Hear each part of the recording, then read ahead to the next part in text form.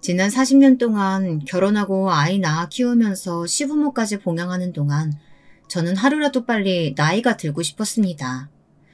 그 정도로 삶이 고단하고 힘들었거든요. 외아들 시집살이가 얼마나 힘든지 남편 꼴도 보기 싫을 정도로 힘들었어요.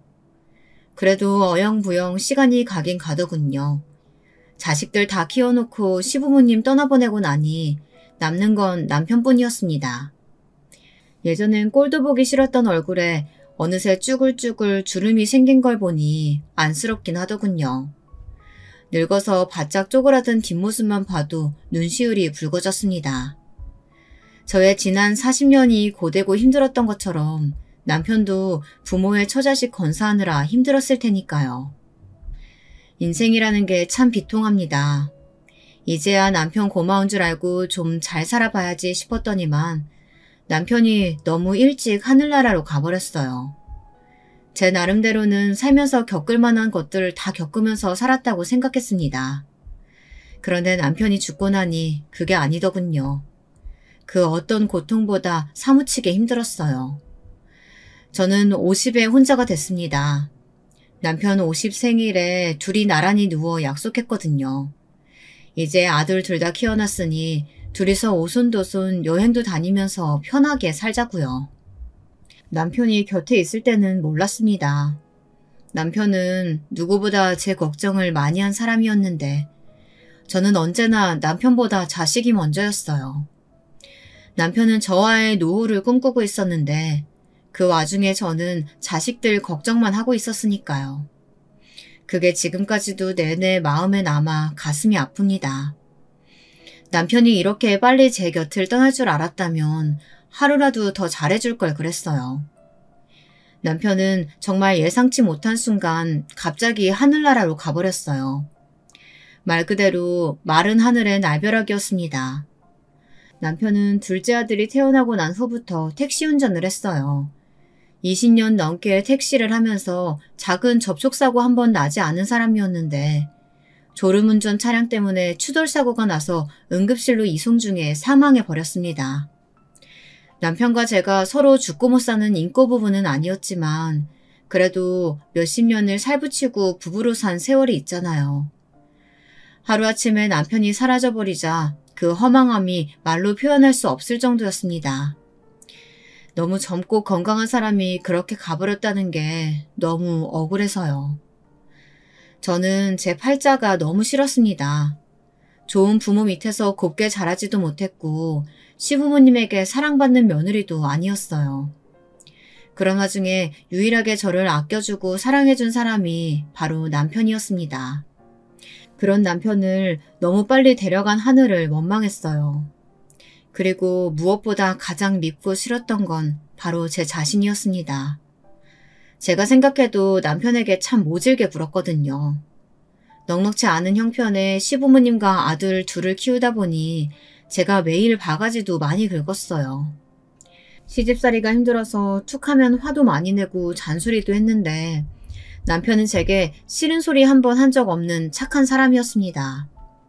남편이 죽고 나서 저는 그대로 주저앉고 싶었어요. 하지만 인생이 어디 그렇게 호락호락한가요? 장성한 아들이 둘이나 있는데 장가도 보내고 손주도 보려면 정신 바짝 차려야죠.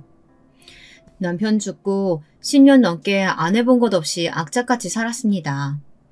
큰아들은 자기도 직장 다니고 돈 버는데 뭘 그렇게 쉬지 않고 일하냐고 했지만 저는 그렇게 바쁘게 살지 않으면 자꾸만 안 좋은 생각이 드니 오히려 정신없이 사는 게 훨씬 낫더라고요. 마트, 식당, 파출부 등등 가리지 않고 뭐든 했어요. 그나마 다행이었던 건 돈 걱정은 안 하고 살았다는 겁니다. 시부모님에게 물려받은 주택도 있었고 남편이 평생 일해 번 돈으로 사둔 작은 빌라도 있었어요. 거기서 월세도 좀 나오고 남편이 죽으며 받은 보험금도 있었습니다. 돈도 있는데 뭐하러 악착같이 일했냐고요. 남편이 죽으며 남겨준 것들은 그냥 그대로 두고 싶었어요. 남편에게 미안한 것들만 생각나서 그건 제 몫이 아니라는 느낌이 들었거든요. 그래서 제 힘으로 살아보려 아등바등했습니다. 큰아들은 직장에 들어가자마자 만난 여자와 꽤 오래 연애하고 결혼을 했어요. 연애를 오래 하면서 결혼 전에도 집에 놀러와서 자주 만났어요. 그래서 결혼하겠다고 했을 때 굉장히 안심이 됐습니다. 큰며느리가 어떤 아이인지 잘 알다 보니 특별히 걱정할 게 없었거든요. 제가 다른 복은 없어도 며느리 복은 있는지 큰며느리는 뭐 하나 빠지는 거 없이 참 괜찮은 아이였습니다. 제 며느리라서 하는 소리가 아니라 애가 현명하고 똑똑해서 매사에 걱정할 게 없는 아이였어요. 남편에게 받은 빌라에서 신접살림을 시작한 큰아들 내외는 예쁜 손녀도 하나 낳고 걱정할 거 없이 알아서 잘 살았습니다. 애 키우면서 어느새 차곡차곡 돈을 모았는지 결혼한 지 몇 년 되지 않아 아파트 전세금을 모았다고 나가더라고요. 저는 너무 대견해서 큰아들 내외가 살던 집에 새로 들어온 보증금으로 차를 한 대 사줬습니다. 손녀도 하루가 다르게 커가니 필요할 것 같아서요. 어머니 덕분에 몇 년 동안 너무 편하게 살아서 저희가 선물을 해드려야 하는 건데 차까지 이렇게 받아도 되는지 모르겠어요. 아이고 애미, 네가 이렇게 예쁜 소녀도 낳아주고 셋이서 화목하게 살아주는 것만으로도 나한테는 너무 큰 선물이야. 진심이었습니다. 큰아들과 큰며느리는 제 자식들이지만 정말 나무랄 데 없는 아이들이었어요. 보고만 있어도 배가 부를 정도로 기특했죠. 우리 집의 걱정거리라고는 딱 하나였습니다. 바로 제 둘째 아들이었어요. 둘째 아들이 어디 가서 크게 사고를 치는 녀석은 아니었지만 이상하게 내놓기가 참 걱정스러운 아들이었어요. 둘째는 애가 좀 나이에 비해 어수룩한 구석이 있거든요. 둘째 아들은 학교 다닐 때부터 공부만 하던 애예요. 공부야 알아서 잘해서 걱정할 게 없었는데 워낙 말수도 적고 내성적이라 학교 다니는 내내 친구도 별로 없었어요. 그러다 보니 이성 친구는 당연히 없었고요. 남중 남고를 나와 공대에 들어가서 내내 공부만 했으니 연애할 틈도 없었겠다 싶지만 옆에서 보면 여자한테 별 관심도 없는 것 같더라고요.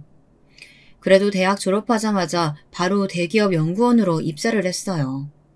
직장이 좋으니 금방 좋은 여자 만나겠지 했는데 전혀 여자가 없다고 하더라고요. 주변에서는 다들 어쩜 아들들을 하나같이 다 잘 키웠냐고 부러워했지만 저는 내심 둘째 아들이 걱정됐어요. 저렇게 숫기가 없으니 여자나 제대로 만날까 싶어서요. 그런데 여자만 문제가 아니었어요. 글쎄 둘째 아들이 대기업에 들어간 지 1년도 안 돼서 도저히 못 다니겠다고 하더라고요. 그만두겠다고요. 일은 재밌는데 사람들하고 지내는 게 너무 힘들대요. 직장 생활이라는 게 원래 다 안 맞는 사람들하고도 적당히 잘 지내면서 적응해 나가는 거야. 어떻게 다 네 마음에 들 수가 있겠어. 저는 그런 둘째가 마냥 철없이 느껴졌습니다. 지금까지 둘째라고 마냥 오냐오냐 키워서 애가 너무 자기밖에 모르는 건 아닌가 싶어 제 탓을 하게 되더라고요. 애도 아니고 성인이니 남자라면 그 정도는 참고 해야 하는 거라고 다그쳤어요. 내가 아버지 어머니 세대처럼 못 배워서 어쩔 수 없이 참고 살아야 하는 세대도 아닌데 그런 시답지 않은 인간들 비위까지 맞추면서 회사 다녀야 돼요? 저는 아들의 말에 너무 놀라 입이 벌어졌습니다. 제 아들이 어떻게 저런 말을 할까 싶어서요. 너 어머니 앞에서 어떻게 그런 말을 해? 당장 잘못했다고 해. 그 상황에서 큰아들이 함께 있지 않았다면 저는 둘째 아들 귀싸대기를 날렸을지도 몰라요. 둘째가 너무 괘씸해서요. 그리고 더 슬펐던 건 둘째 아들의 말에 옛날 생각이 났다는 겁니다. 매일 새벽에 일어나 택시 끌고 나가던 남편의 뒷모습이 떠올랐거든요. 하루 종일 택시 운전하며 별의별 손님 다 만났다고 매일 투덜대던 남편에게 제가 자주 하던 말이 있었거든요. 그렇게 남 비위 맞추는 게 싫었으면 젊어서 열심히 공부해서 남들처럼 좋은 직장 다니지 그랬어. 이게 다 우리가 못 배우고 못 살아서 겪는 수모인데 참고 살아야지 어떡해. 원망 섞인 눈으로 저를 바라보고 있던 둘째 아들의 얼굴에 못난 제 얼굴이 겹쳐 보였습니다. 이게 다 제 잘못이었어요. 당시에 어린 아들이 제가 지 아빠에게 퍼붓는 소리를 다 듣고 있었던 거예요. 그 순간 자식들에게도 죽은 남편에게도 미안하더군요. 하지만 미안한 건 미안한 거고 힘들게 들어간 직장을 1년도 못 다니고 그만둔다는 건 이해할 수가 없었어요. 아무리 그래도 그렇지. 남들은 들어가고 싶어도 못 들어가는 그 좋은 직장을 1년도 못 버티고 나오겠다는 거야? 남들한테 좋은 직장이면 뭐래요. 나한테 전혀 좋은 직장이 아닌데. 저야 당연히 너무 아깝고 안타까웠죠. 하지만 어쩌겠어요. 이게 다 제 업보인걸요. 자식이라는 게 참 제 마음대로 되는 게 아니더군요. 대기업을 그만둔 둘째는 바로 공무원 시험을 준비했습니다. 자기는 아무래도 정해진 대로 일하는 공무원이 딱 맞을 것 같다고요. 저는 그러라고 했습니다. 다른 건 몰라도 공부 하나는 알아서 하는 녀석이니 잘하겠건 했거든요. 그런데 생각보다 쉽지 않았어요. 3년 연속 시험에 떨어지더니 반년을 폐인처럼 아무것도 안 하고 집에만 있더라고요. 그렇다고 뭔가 계획이 있는 것 같지도 않고요. 그 몇 년간 둘째 아들과 얼마나 부딪혔는지 그때까지 속 한 번 썩인 적 없었던 걸 한 번에 몰아서 받는 것 같았습니다. 그래도 큰아들이 둘째를 다독였어요. 제 말은 듣지 않는 녀석인데 형 말은 좀 듣더군요. 그렇게 1년 더 마음고생 시키더니만 결국 30이 넘어서야 공무원 7급에 합격했습니다. 마음고생이야 좀 했지만 그래도 아들이 기특했어요. 다행히 적성을 찾았는지 공무원이 되고 나서는 크게 속썩이는 일 없이 잘 살아줬습니다. 그러던 어느 날이었습니다. 공무원이 된 지 1년도 되지 않아서 둘째 아들이 뜬금없이 결혼을 하겠다며 여자를 데리고 왔습니다. 연애한다는 소리도 없다가 갑자기 결혼 이야기를 하니 저와 큰아들은 크게 당황했습니다. 물론 30이 넘었으니 결혼할 여자 데리고 오는 거야 이상한 일이 아니죠. 하지만 조금 걱정되긴 했어요. 만난 지 아직 5개월밖에 안 됐다고 하더라고요. 둘째 아들이야 워낙 말이 없는 녀석이니 제가 모를 수도 있는 거였지만 제가 알기로는 지금까지 제대로 된 연애 한 번 안 해본 애가 여자를 만나자마자 결혼한다고 하니 어쩐지 미덥지 않더라고요. 제가 둘째 여자친구를 보고도 전부터 영 미덥지 않아 하자 큰아들과 큰며느리가 걱정하지 말라고 하더라고요. 제가 너무 둘째 일이라면 조바심부터 내는 것 같다고 아들을 좀 믿어보라고 했습니다. 이야기를 듣고 보니 큰아들과 큰며느리 말이 맞았어요. 같은 자식인데 제가 둘째를 너무 못 믿었나 싶더군요. 제가 너무 옛날 사람이라 그런지는 모르겠지만 그래도 만난 지 5개월도 안 돼서 결혼하겠다고 인사를 시키는 건 빠르긴 빠르다고 생각했어요. 남녀가 적어도 사계절은 만나봐야 한다고 생각했거든요.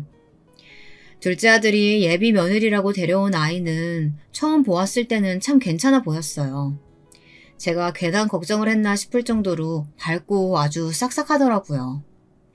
보자마자 어머니 어머니 하면서 얼마나 잘 따르는지 말없고 무뚝뚝한 우리 둘째 아들이 왜 홀라당 넘어갔는지 알겠더군요. 얼굴도 예쁘게 생긴 애가 애교도 엄청 많았어요.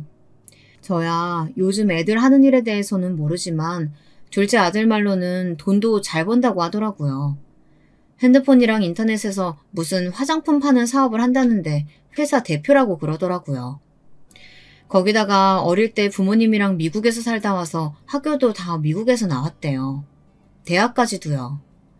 그래서 그런지 애가 언뜻 보기에도 부티가 흐르긴 했어요. 저는 괜한 조바심에 그것도 좀 걱정되더라고요. 젊은 나이에 일찌감치 성공해서 돈이야 잘 벌면 좋죠.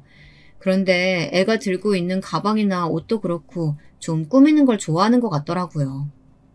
화려해 보이는 게 사치스러운 건 아닌가 걱정됐습니다. 그런 제 마음을 아는지 모르는지 둘째 아들 녀석은 아주 지 여자친구 자랑하느라 웬일로 입을 쉬지를 않더라고요. 빠져도 아주 단단히 빠진 것 같았어요.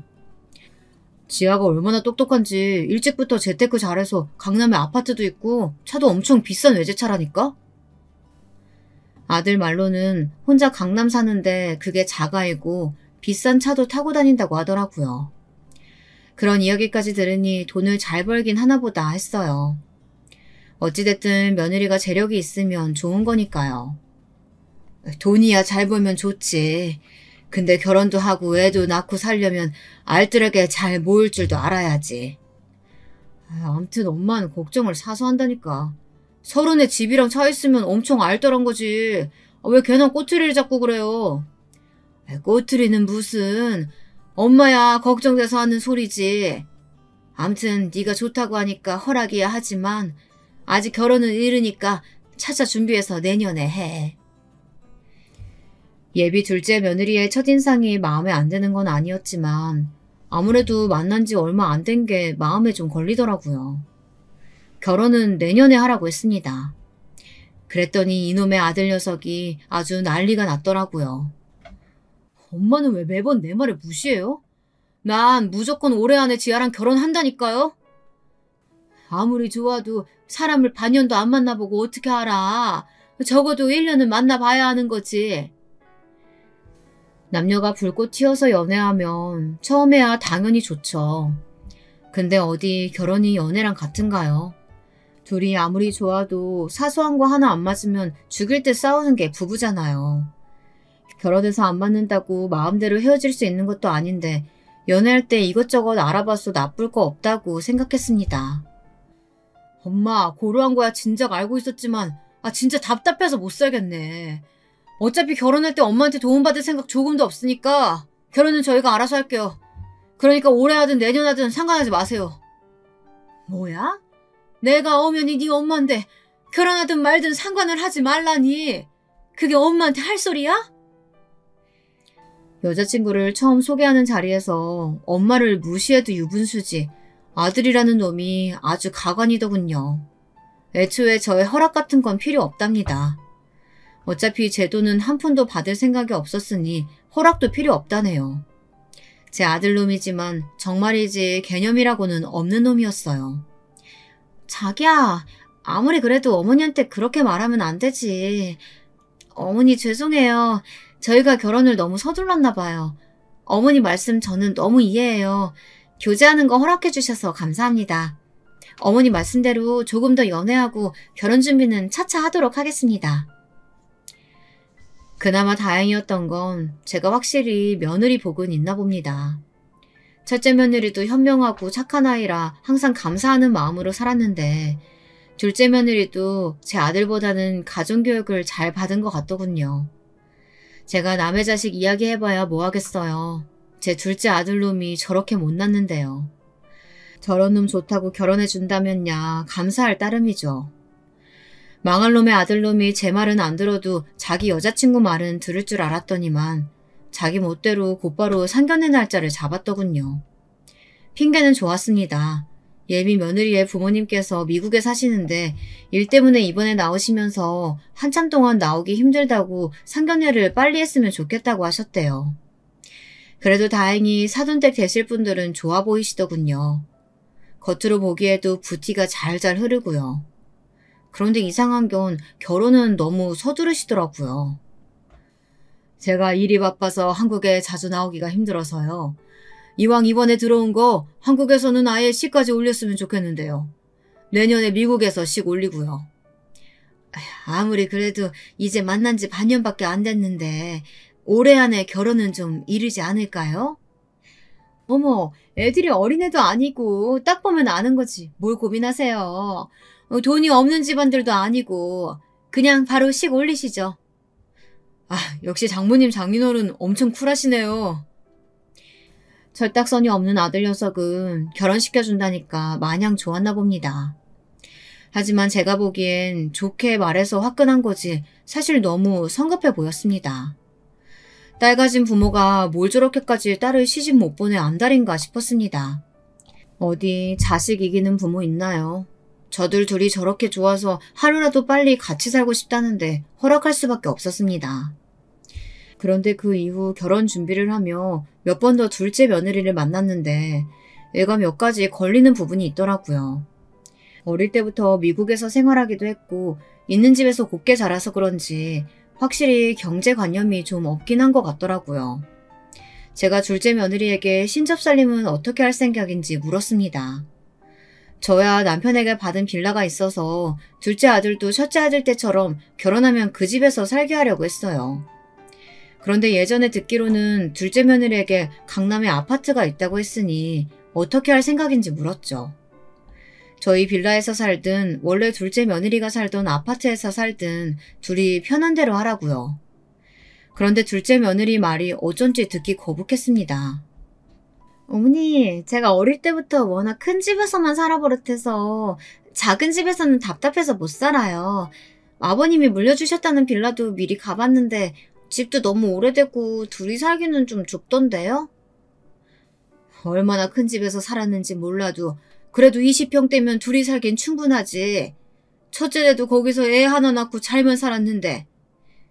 에이, 형님이랑 제가 같아요.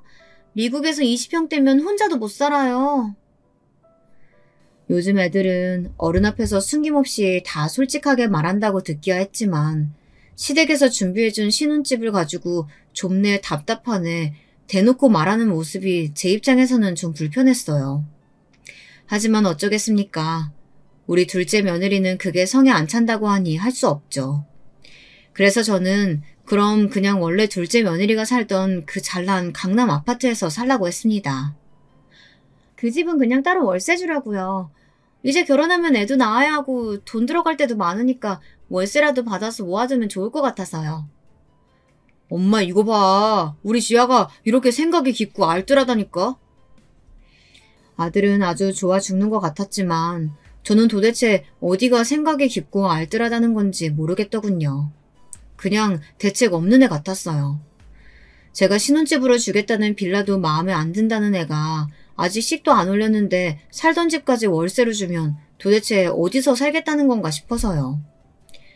빌라도 싫고 너희 집도 월세 줬으면 도대체 어디서 살겠다는 거니? 여기 어머님네 집 넓고 좋잖아요. 그냥 제가 여기 들어와서 살면 되죠 뭐. 저는 며느리의 말에 놀라지 않을 수가 없었습니다. 외국에서 큰애라 사고방식이 다른 걸까요? 우리나라 젊은 며느리들은 죽어도 홀 시어머니랑 같이 살고 싶어 하지는 않잖아요. 둘째 며느리는 너무 아무렇지 않게 그냥 저와 둘째 아들이 사는 주택에 들어와 함께 살겠다고 하더라고요. 그때까지만 해도 저는 둘째 며느리가 그냥 하는 말인 줄 알았습니다. 그런데 정말 진심이었어요.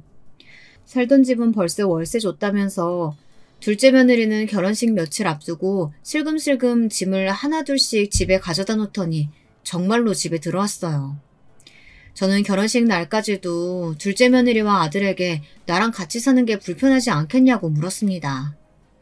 제가 시부모님을 모시고 살아봐서 아는데 생각처럼 쉬운 일이 아니거든요. 그런데 둘째 며느리 말이 자기는 하나도 불편하지 않답니다. 한국에 들어와서 부모님 없이 혼자 살았기 때문에 오히려 저와 살면 좋을 것 같다고요. 말은 고마웠지만 저는 아무래도 걱정됐어요. 제 자식하고 사는 것도 쉬운 일이 아닌데 며느리랑 같이 산다는 게 막상 좋은 일이기만 할까 싶어서요. 제 예상이 맞았습니다. 아들의 며느리까지 데리고 사는 게 쉬운 일이 아니었어요. 사실 이제야 자식들에게 벗어나 혼자 편하게 사나 했는데 혹을 하나 더 붙인 격이더군요. 둘째 며느리는 겪으면 겪을수록 저와 잘 맞지 않았어요. 시집살이를 다시 시작한 것 같았어요. 둘째 며느리는 혼자 살아봤다는 애가 집안 살림이라고는 하나도 할 줄 모르더라고요. 거기다가 짐은 또 얼마나 많은지 정말 말도 안 되게 많았습니다. 둘째 며느리가 화장품 사업을 한다고 듣기야 했지만 무슨 화장품 박스가 방 하나를 가득 채울 정도로 많았어요. 이건 신접살림이 아니라 회사를 차렸다고 해도 무방할 만큼 사무실이 따로 없었습니다.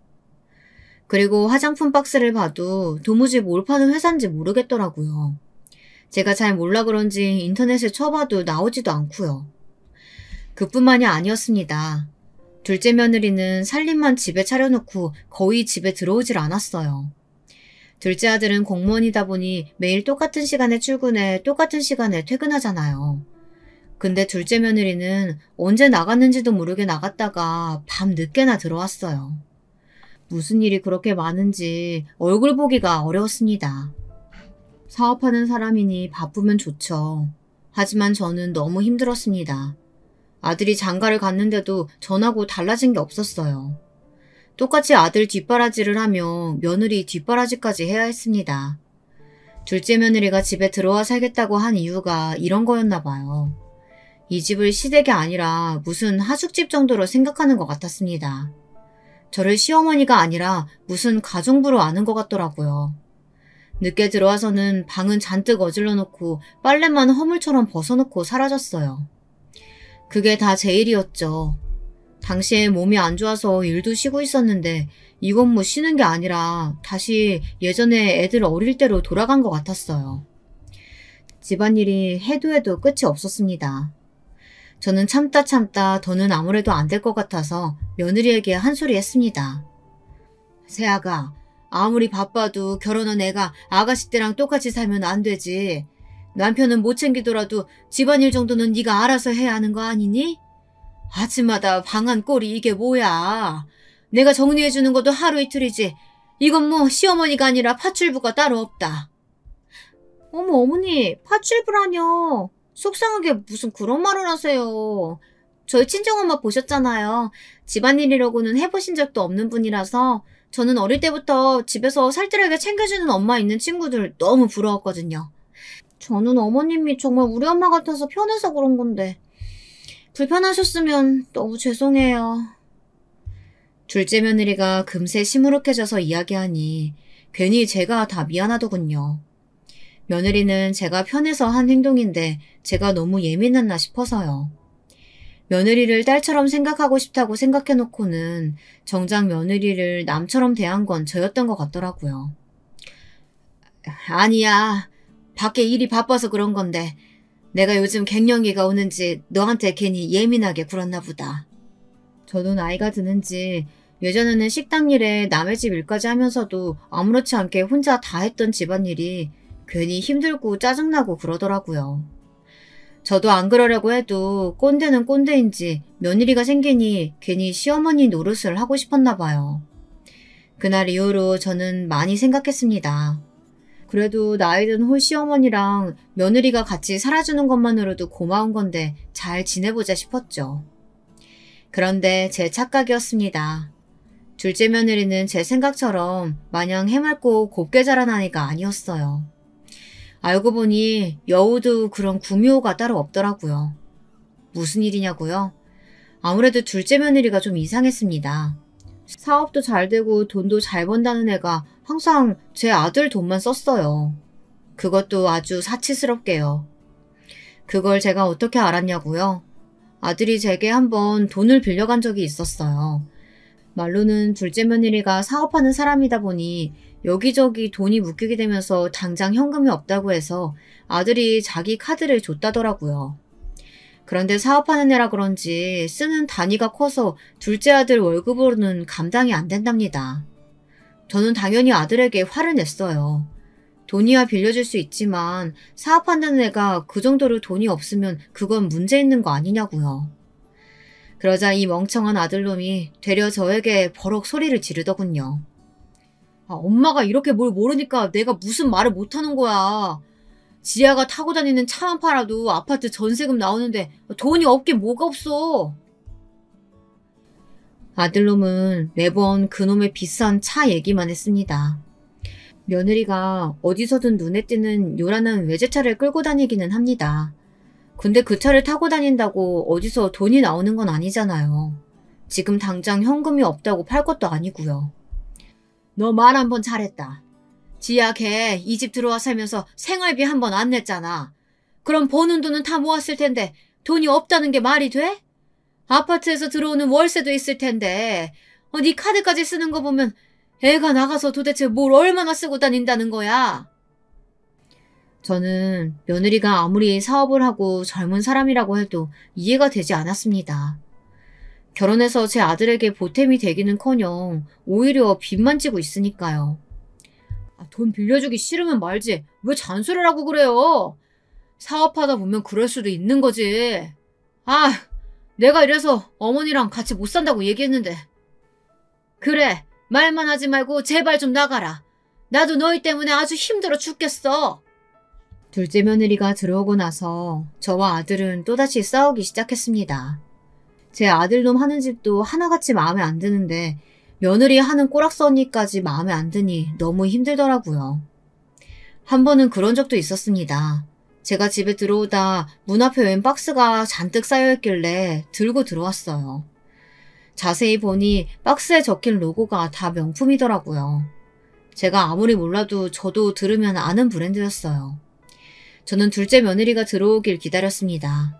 이건 분명 둘째가 산 거일 테니까요. 한두 개 사면 저도 그러려니 했을 거예요. 그런데 언뜻 해보아도 수가 많아도 너무 많았어요. 그날 저녁 며느리가 집에 들어왔길래 택배 박스를 가지고 제가 몇 마디 했습니다. 무슨 물건을 이렇게 많이 샀냐고요. 그러다 둘째 며느리는 재료 제게 성질을 내더라고요. 박스는 뜯지도 않았는데 왜 자기 물건을 제 마음대로 함부로 만지냐고 버럭 소리를 질렀습니다. 저는 기가 막혔어요. 딸처럼 대해줬더니 이게 정말 저를 막대하더라고요. 저는 지금까지 참아왔던 것들이 터지고 말았습니다. 세아가 너 도대체 돈 관리를 어떻게 하는 거니? 매일 이런 거 사드리느라고 카드값이 그렇게 나오는 거야? 같이 살아도 이런 것까지 간섭하시면 저 불편해서 어머님이랑 같이 못 살아요. 너 말 한번 잘했다. 이거 다 네 카드로 산 거야? 아니지. 이것도 다 내 아들 카드로 산 거잖아. 근데 내가 어떻게 간섭을 안 해? 이게 왜 어머니 아들 카드예요? 제 남편 카드인데? 저는 며느리야 말과 행동에 화가 나서 손이 다 덜덜 떨렸습니다. 눈을 동그랗게 뜨고 제게 덤비듯 소리를 지르는데 너무 괘씸하더라고요. 네 남편 공무원인 거 몰라? 공무원 월급이 얼마나 된다고 저런 명품을 매일 몇 개씩이나 사면 다 어쩌자는 거야? 그러니까요. 어머님 아들이 공무원이라서 돈이 없어서 저것도 다 가짜로 산 거라고요. 뭐야? 이게 보자 하니까? 너 돈 많다며? 그러면서 생활비도 한 푼 내놓지 않으면서 저런 말도 안 되는 사치품이나 사들이는 게 말이 되니? 그리고 그런 건 네 돈으로 사면 되지. 왜 내 아들 돈까지 쓰면서 카드값도 못 내게 하고 있어?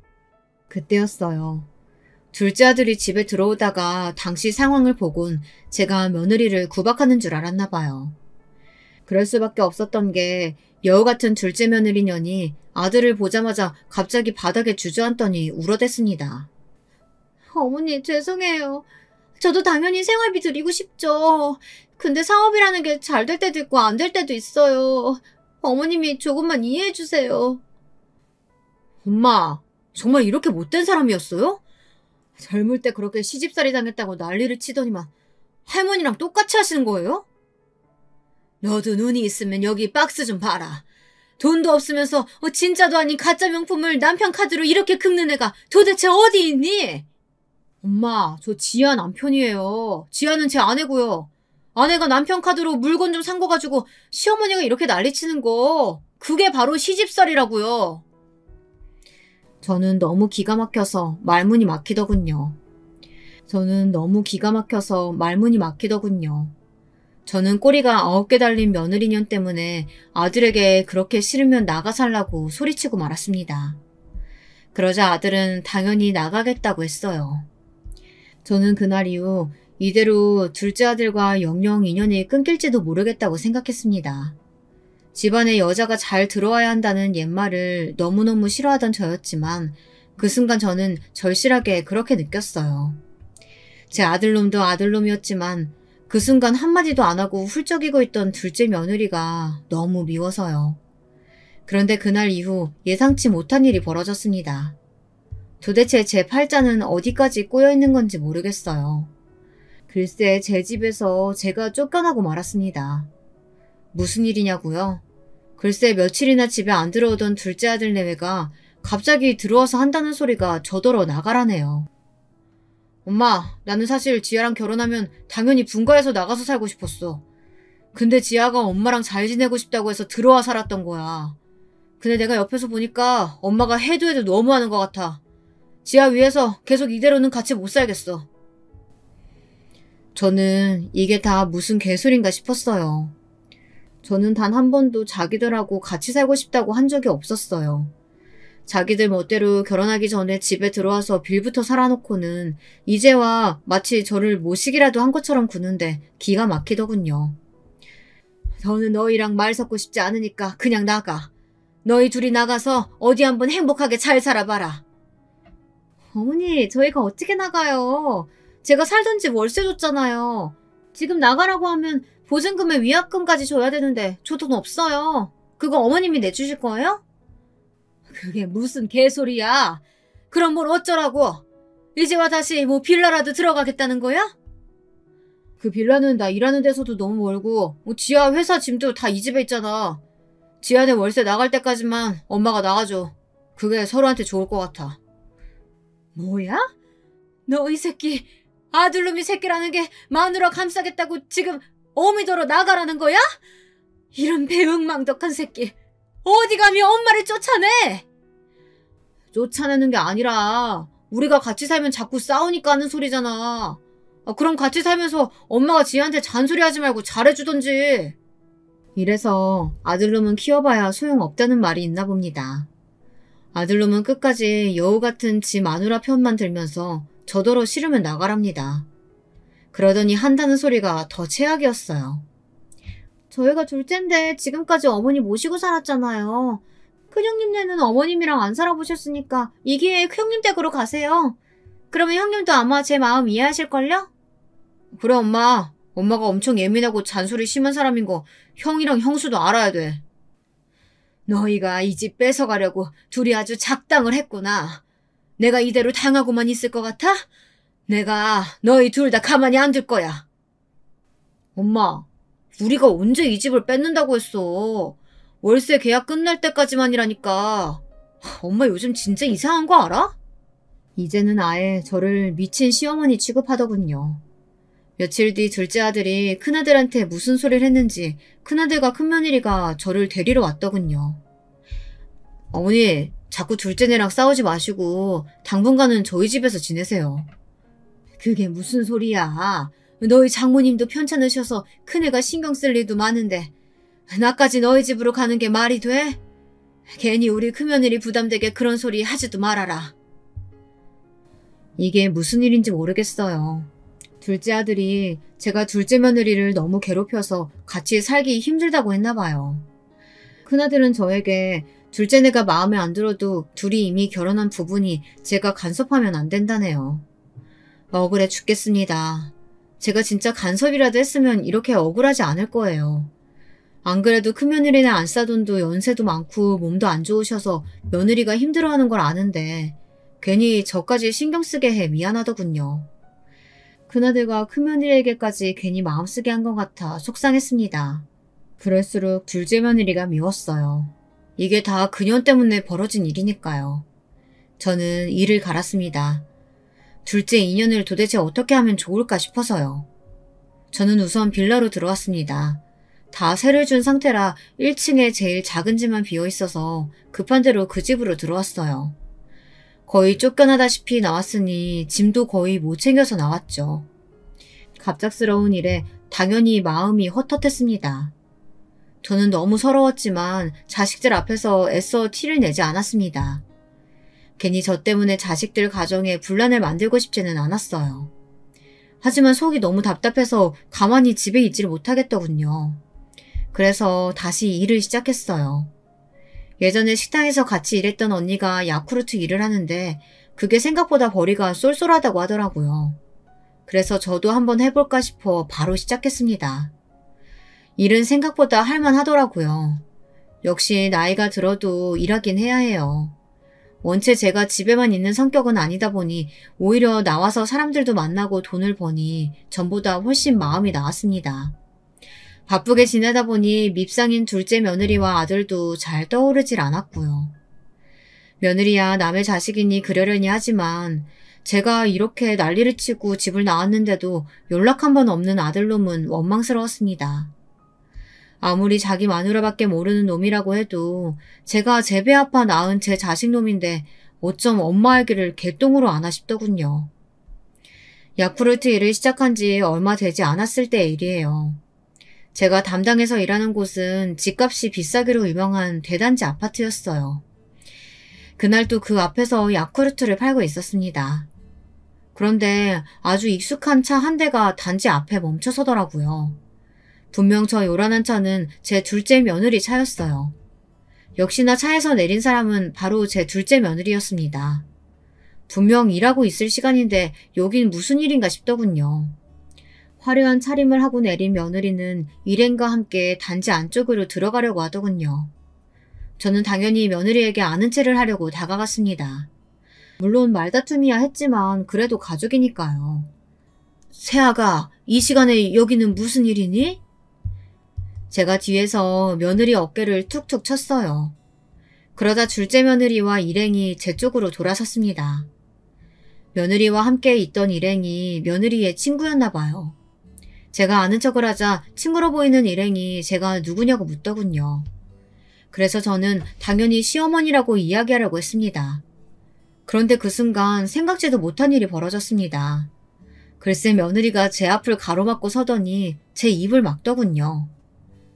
이 아줌마 예전에 우리 집 파출부했던 아줌마야. 어머, 어떻게 여기서 만나요? 안 그래도 일 그만두시고 뭐 하시나 궁금했는데 야쿠르트 파시나 봐요. 순간 저는 제 며느리가 맞나 싶었습니다. 얼마나 연기를 잘하는지 정말 제가 파출부로 일하던 집의 사모님인 줄 알았어요. 어머, 너 미국 가서 들어온 지 얼마 안 됐다고 하지 않았어? 남편도 미국에서 같이 들어왔다면서. 근데 어떻게 한국분이 파출부를 했어?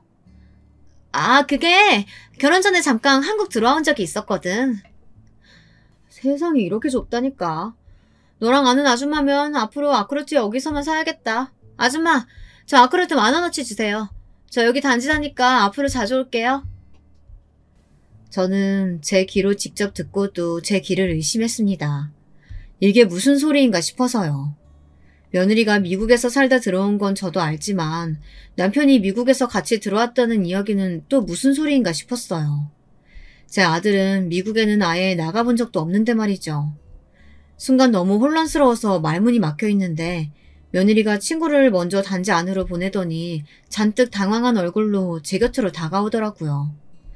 그러더니 제 귀에 대고 이상한 소리를 짓거렸습니다. 어머니 놀라셨죠? 사실 이게 무슨 상황이냐면요.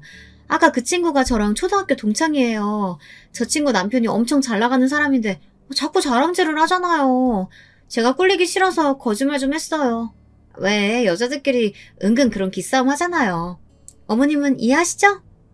둘째 며느리가 그렇게 당황한 모습은 처음 봤어요. 항상 자기 멋대로 할 말 다 하고 자기 잘난 맛에 사는 애인 줄 알았는데 뭔가 이상하더라고요. 너 지금 그걸 말이라고 하니? 아무리 자존심 때문이라고 해도 어떻게 시어머니를 모르는 척해? 너 설마 내가 야쿠르트 파는 게 창피해서 그런 거야? 둘째 며느리가 영악하고 여우 같은 년이라는 건 진작 알고 있었습니다. 그런데 남들이 들을까봐 제 귀에 대고 속삭이는 모습이 아무래도 쎄하더라고요. 그때였어요. 먼저 들어간 줄 알았던 며느리의 친구가 생각해보니 돈만 내고 야쿠르트를 못 받았다고 다시 돌아왔어요. 그리고는 한다는 소리가 대박이었습니다. 아참, 너희 아버지 교수로 계신 대학이 한국대학교 맞지? 이번에 우리 남편 조카가 거기 들어갔는데 잘 좀 봐달라고 꼭 좀 얘기 좀 전해줘. 알았지? 이건 또 무슨 소리일까요? 미국에서 의류사업 한다는 둘째 며느리의 아버지가 갑자기 한국대학교 교수라네요. 저는 어안이 벙벙했습니다. 순간 제 눈도 제대로 못 마주치고 어쩔 줄 몰라 하는 둘째 며느리의 얼굴을 보니 그제야 알겠더라고요. 이건 보통 일이 아니었습니다. 며느리 말처럼 잘 사는 친구에게 무시 좀 안 당하겠다고 한 단순한 거짓말 정도가 아닌 것 같았어요. 아, 그래? 알았어. 내가 아버지한테 얘기해줄게. 표정 하나 안 바뀌고 친구에게 거짓말하는 며느리의 모습을 보니 저는 너무 소름이 돋았습니다. 무슨 애가 저렇게 거짓말을 잘하나 싶어서요. 애가 아무래도 한두 번 거짓말한 솜씨가 아니었어요. 지금까지 둘째 며느리가 제게 했던 말들이 파노라마처럼 지나가면서 이건 아니다 라는 직감이 딱 오더군요. 그 순간 저도 모르게 눈이 확 뒤집혔어요. 너 이게 다 무슨 소리야? 나한테 분명 바깥 사돈 미국에서 사업한다고 하지 않았어? 근데 지금 와서 교수라니? 제 말에 며느리 친구도 당황해서 이게 무슨 소리냐고 묻더라고요. 하지만 둘째 며느리는 제가 알던 제 며느리가 아니었습니다. 얼마나 독하디 독한지 아주 철면피 사기꾼이 따로 없더군요. 아줌마, 바깥사돈이라뇨. 지금 무슨 소리 하시는 거예요? 파출부나 하던 아줌마가 불쌍해서 상세 좀 해주니까 내가 아줌마랑 같은 급인 것 같아요? 어디서 친한 척이야. 둘째 며느리는 제가 무슨 생각을 하든 지금 당장 친구 앞에서 자기 말이 다 거짓말이라는 게 들통나는 게 더 걱정인가 보더군요. 되지도 않은 말을 멋대로 짓거리더니 이 상황에서 도망가라고 했어요. 저는 괘씸한 며느리년을 그대로 보내줄 수 없었습니다. 이건 저뿐만이 아니라 제 아들까지 다 기만한 행동이니까요. 분명 저 거짓말에 제 아들까지 다 속아 넘어간 게 분명했어요. 지금까지 제 며느리라고 생각했던 년이 도대체 어떤 가면을 쓰고 있었던 건지 알아내야 했습니다. 너 이지야, 내 며느리잖아. 어디서 감히 시어머니를 기만하고 파출분의 모내 개소리를 짓거려? 저는 그대로 둘째 며느리에게 달려들어 뺨을 세게 갈겼습니다. 정신이 나가도 아주 된통 나간 것 같으니 정신을 차리라고요. 순간 며느리 친구라는 여자는 아주 손사래를 치더니 며느리에게 손가락질을 했습니다. 그러고는 한다는 말이 그럴 줄 알았답니다. 초딩 때부터 너희 집 부자라고 매일 뻥치고 다니면서 허언증 장난 아니더니 아직도 그러고 사는구나? 어쩐지 저런 비싼 차 타고 다니면서 화장품 사달라고 구걸할 때부터 알아봤다니까. 뭐? 허언증? 구걸? 네가 뭘 한다고 그래? 그래 맞아. 이 아줌마 우리 시어머니 맞아. 근데 지금은 야쿠르트 팔아도 우리 시어머니 집도 있고 건물도 있는 건물주야. 야쿠르트는 취미로 파는 거라고. 제 며느리지만 미친년이 따로 없었습니다. 알고 보니 부자 친구한테 화장품 팔러 와서는 온갖 허세를 부렸나 보더군요. 바로 조금 전까지 저더러 자기 집에서 일하던 파출부라더니 이제는 시어머니가 맞답니다. 저는 너무 쪽팔려서 더는 그 자리에 있을 수가 없었습니다. 바로 야쿠르트 차에 시동을 걸었어요. 그때였습니다. 둘째 며느리가 갑자기 제 야쿠르트 차 앞을 가로막고 서더니 무릎을 꿇더군요. 그러더니 하는 행동이 더 어이가 없었습니다. 아주 손을 싹싹 빌며 제게 애원을 했어요. 어머니 죄송해요. 제가 잘못했어요. 사실은 저 부모도 없어요. 고아예요. 평생 부모도 없이 혼자 불쌍하게 사느라 주변에서 무시만 당하면서 살았어요. 그러다 보니까 자꾸 한 번 두 번 거짓말하던 게 일이 커져서 이렇게 된 거예요. 제발 그 이한테는 말하지 말아주세요. 제가 앞으로 어머니한테 정말 잘할게요. 쇼킹 그 자체였습니다. 허언증이니 사기 결혼이니 실제로 있다는 거야 뉴스에서 본 적은 있었지만 제가 당했을 줄은 꿈에도 몰랐어요. 아무리 인생이 안 풀리고 거지 같아도 그렇지 무슨 애가 얼굴 하나 안 변하고 거짓말을 그렇게 잘할 수가 있을까요? 알고 보니 둘째 며느리는 허언증 환자가 맞았습니다. 고아원에서 자란 고아가 맞더라고요. 상견례랑 결혼식에서 봤던 부티가 잘잘 흐르던 사돈들은 진짜 사돈이 아니었어요. 둘째 며느리가 돈 주고 고용한 가짜 부모였습니다. 심지어 미국에는 가본 적도 없대요. 미국 대학은커녕 한국에서 고등학교도 간신히 나왔답니다. 어릴 때부터 고아라고 놀림받고 고졸이라고 무시당하며 살다 보니 자격지심이 생겨 자신도 모르게 습관적으로 거짓말을 했던 것 같아요. 은행에 빚을 내서 비싼 외제차를 사고 있지도 않은 집을 있다고 거짓말한 거죠. 화장품 사업이라는 거 본인 사업이 아니라 거의 다단계나 다름없는 거더라고요. 그 일로 빚도 어마어마하게 많고요. 제 둘째 아들이랑도 우연히 만나게 됐는데 멍청한 제 아들이 자신의 거짓말을 족족 다 믿었답니다. 강남에 집이 있다는 것도 부모님이 미국에 있다는 것도 직접 눈으로 보지도 않고 말만 하면 다 믿었대요. 거기다가 공무원이라고 하니 욕심이 났답니다. 그래서 결혼까지 계획하고 제 집에 들어온 거였어요. 저는 이야기를 듣는 내내 소름이 돋아서 혼났습니다. 정말 사람이 아니라 괴물이랑 있는 것 같았어요. 그날 이후 어떻게 됐냐고요? 둘째 며느리는 제게 솔직하게 다 털어놓으면 제가 불쌍해서라도 용서해 줄 줄 알았나 봐요. 하지만 그런 일은 없었죠. 저는 곧바로 큰아들과 둘째 아들에게 연락해서 변호사부터 알아보라고 했어요. 둘째 아들은 처음엔 제 말을 믿지 않았지만 제가 만났던 며느리 친구라는 여자를 만나게 해줬더니 몇 마디 듣자마자 아주 오열을 하더군요. 어떻게 사람을 이렇게 속이냐고요. 하지만 이대로 울고불고 할 시간이 없었습니다. 저는 곧바로 둘째 며느리를 고소했어요. 혼인 빙자 사기로요. 증거야 너무 많죠. 지금까지 둘째 아들과 나눈 메시지 내용이나 상견례와 결혼식장에 나온 가짜 부모라는 사람들까지 있으니까요. 더는 둘째 며느리라고 부르고 싶지도 않은 그 허언증 환자녀는 사기를 쳐놓고도 창피하지도 않은지 순순히 이혼해주려고 하지도 않았습니다. 그래서 아직 소송 중이에요. 그 와중에 도대체 자기가 한 게 뭐가 있다고 재산 분할을 해달라고 지랄이더군요. 저야 당연히 10원 한 푼 줄 생각 없으니 끝까지 가볼 생각입니다. 60년 넘게 살아도 인생이라는 게 참 쉽지 않네요. 남편이 먼저 하늘나라로 가고 나서는 더는 힘들 일이 없을 줄 알았는데 둘째 아들 얼굴만 보고 있으면 마음이 아파 죽겠어요. 하지만 어미인 제가 속상해하고만 있을 수는 없었습니다. 둘째 아들은 그 일 이후 제게 잘못했다며 매일 미안해했어요. 이게 다 자기가 못나고 멍청한 탓이라고요. 평생 제게 사죄하는 마음으로 살겠다고 했지만 저는 그럴 필요 없다고 했습니다. 원래 인생이라는 게 다 내 마음 같지 않은 거야. 매일매일이 롤러코스터처럼 한치 앞을 모르는 거고. 이번 일로 인생 제대로 배웠다고 생각하고 정신 똑바로 차리고 살아. 그렇게 저는 이혼 소송 중인 못난 아들을 데리고 살고 있습니다. 물론 힘든 일도 많았지만 그래도 지금은 괜찮아요. 그제라도 알아서 그런 이상한 년이랑 애라도 낳기 전에 헤어졌으니 다행이라고 생각하기로 했습니다. 늙은이의 긴긴 신세 한탄 이야기 끝까지 들어주셔서 고맙습니다. 여러분의 인생은 저와 다르게 항상 평범하고 평탄하시길 바라겠습니다.